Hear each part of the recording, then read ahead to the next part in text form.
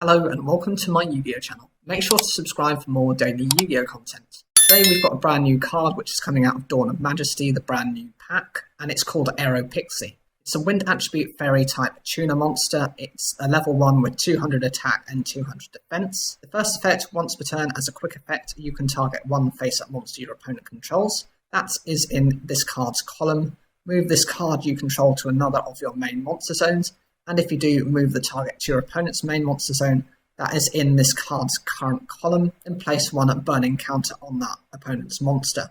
Second effect, monsters lose 200 attack and defense times the number of burning counters on them.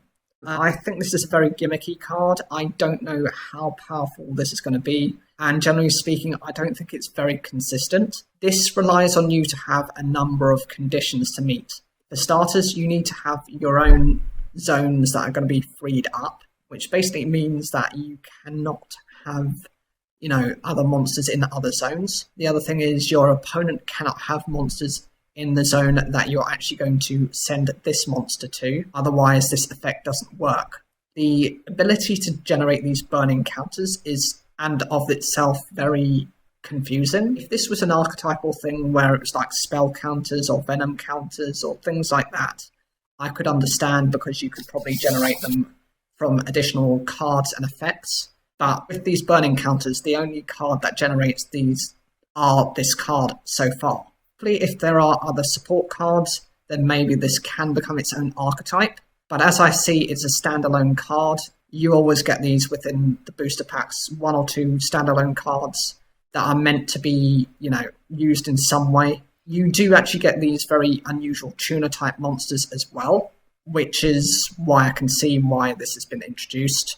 But there are so many different cards out there that can do this type of effect much better.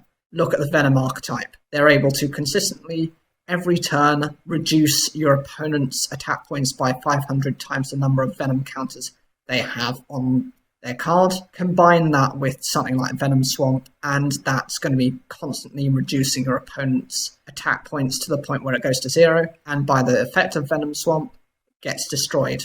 Alternatively, you've got a card known as Pum Princess. It's a level 3 dark attribute zombie type monster, I think 900 attack and 1000 defense, where if it's attacked and destroyed in battle, it goes back to your back row as a continuous spell card. Each turn it gains this counter, and for every counter it has, your opponent's monster loses 100 attack and defense. So even from that point of view, that's much better than this card.